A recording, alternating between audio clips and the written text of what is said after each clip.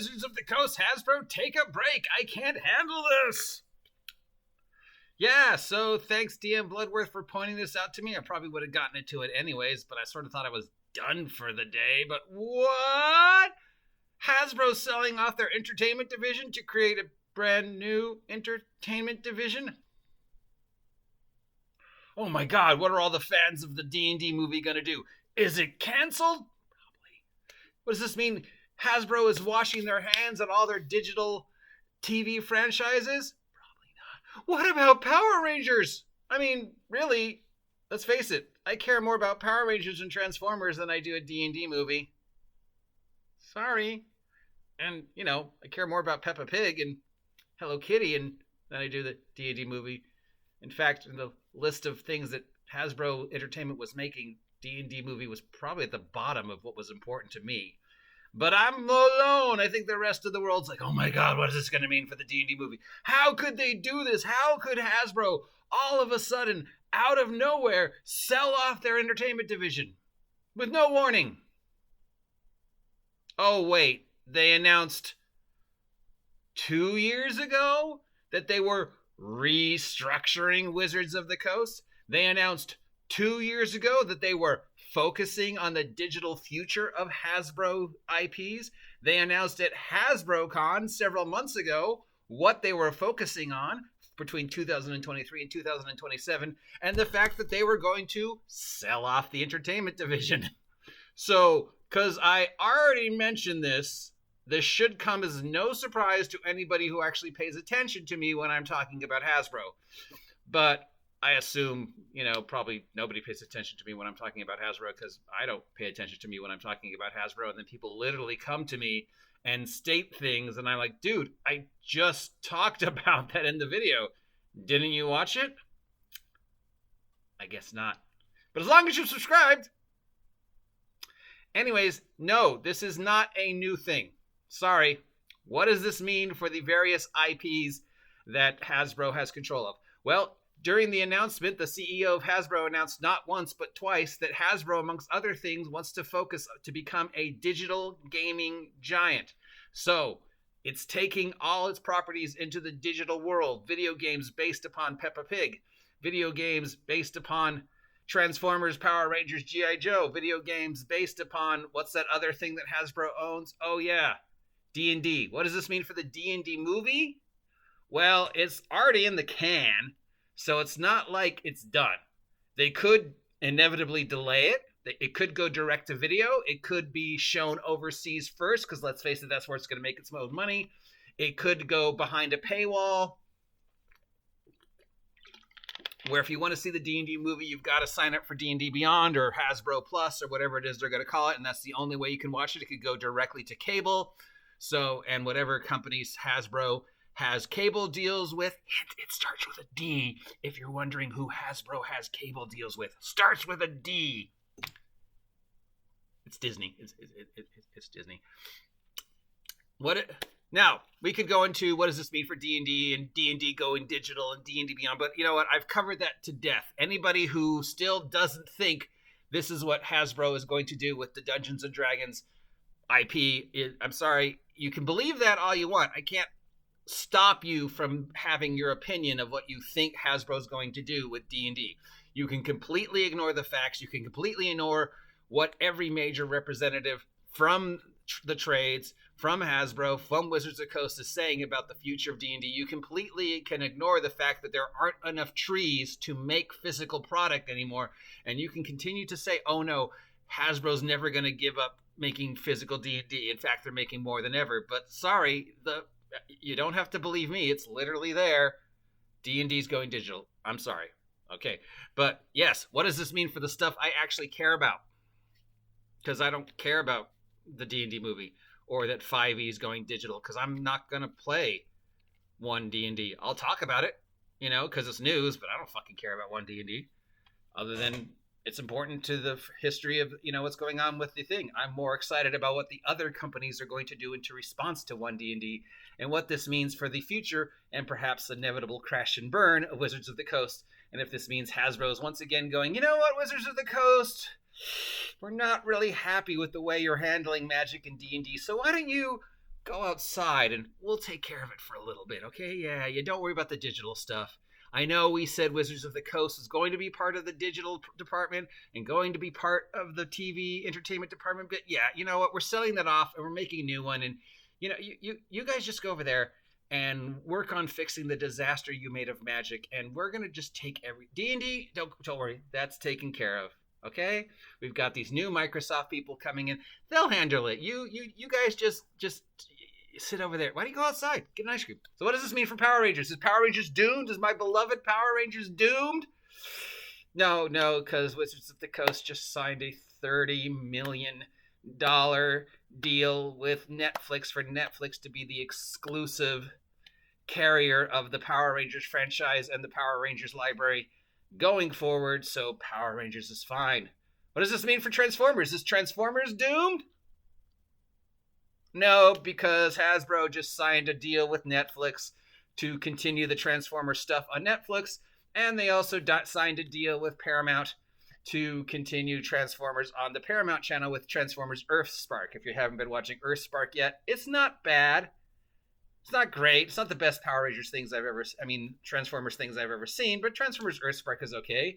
It does introduce the first non-binary robot. They're robots. Of course they're non-binary.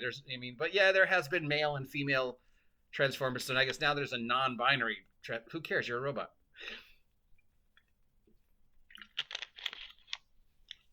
You can transform into a car. You can be whatever gender you want, dude.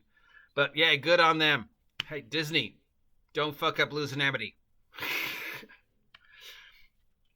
What does this mean for Peppa Pig and ponies?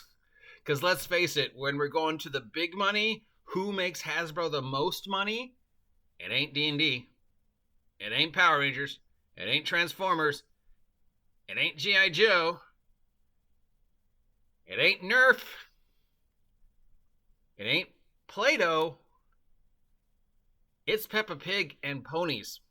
My Little Ponies make Hasbro more money in a month than D&D makes them in a year. Peppa Pig makes them more money in a day than D&D makes them in a year. So Peppa Pig and ponies are fine. There will be more support, continued support for Peppa Pig and Peppa Ponies and My Little Pony ad infinitum. There is no way they would drop the major toy lines, because I think people forget that Hasbro is a toy company. What does this mean for the entertainment division? Blah, blah, blah. Okay, so the CEO said, don't worry, we're focusing on our branded assets like Peppa Pig, Transformers, Dungeons & Dragons, as we look to become a digital game giant. The sale follows the fact that Hasbro said we were going to sell it. They're working on something called Blueprint 2.0. Is that what they're going to call their new digital media department? With a focus on strategic investment in key franchises like Peppa Pig, Transformers, Power Rangers, and, D&D. So the D&D movie is fine. It's not going to go away. They're not going to cancel it. They might postpone it again. But more than likely, if and when we see the Hasbro D&D movie come out, there's a couple different ways they could do it. Probably, I would think it would probably go overseas first and then here in America. But if they do it here in America first, probably aren't going to see it first run in theaters. It's probably going to go directly to whoever Hasbro has digital rights with, which, in case you just missed what I said 2 seconds ago, is Netflix and Disney. So, best guess, future of the D&D movie, probably see it behind a paywall. Probably will go to Netflix or Disney Plus, or Netflix and Disney Plus at the same time. And you're going to have to pay to see it. Or it'll be pay to download through Amazon/Redbox kind of thing. Or it might even be on D&D Beyond. And the only way you can watch it is by purchasing D&D Beyond and then paying to watch it on D&D Beyond. But more than likely, we're based upon this announcement and the direction Hasbro seems to be wanting to go. Will it be in the theaters? I don't know. I'm kind of leaning towards no. I'm kind of leaning towards it'll go directly to Netflix and or Disney Plus or both, because Hasbro has their feet firmly implanted with Disney and Paramount Plus, and they have their feet firmly implanted with Netflix and their digital IPs for both Transformers and Power Rangers. So the D&D fate of the D&D movie, probably limited run theaters, maybe. But I doubt it. I don't know. I mean, because they already moved it to April 1st, which is a horrible day to release a movie, which means they'll probably move it again. It makes the most sense to release the D&D movie as close to 2024 as they can to tie it in with the celebration of the 50th in 2024. And what's the best way for them to do it is to put it on Netflix or put it behind a paywall on D&D Beyond. I mean, that's what I'd do. I would have put it in the theaters. I'd make more money off of it on cable. Sorry, but people don't go to theaters anymore, do they? Well, I don't know. I mean, I guess they do. Some movies just made a whole ton of money, so yeah. Black Panther made a whole ton of money in the theaters, so maybe they still do go to the theaters. Is it in Hasbro's best interest to put it in the theaters, or is it Hasbro's best interest to put it on Netflix or behind a paywall on D&D Beyond? I would put it on Netflix and behind a paywall on D&D Beyond. That's what I would do if I was in charge of this decision and whatever they're calling this new digital media. But again, if you are surprised by the fact that they announced this, you shouldn't be, because they announced this in 2020 when the then CEO of Hasbro said, we're restructuring, and this is what we're planning on doing with our media department. And then again, at the beginning of the year, when Cook, the current CEO of Hasbro at Hasbro Plus, said, oh, yeah, we're selling off the movie department and the TV department, and we're rebranding, refocusing, restructuring everything that fell underneath the digital media department, which included Wizards of the Coast. And right after he announced that, he leased a whole new office block across the lake from where Wizards of the Coast used to be, which a much bigger office space online. But why did he want them to have a bigger office space? So they could devote more space to the digital media direction that he wants Wizards of the Coast /D&D to go.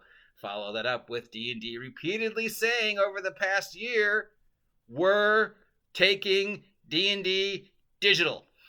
Sorry. I'm the OGGM. I promise, no more today.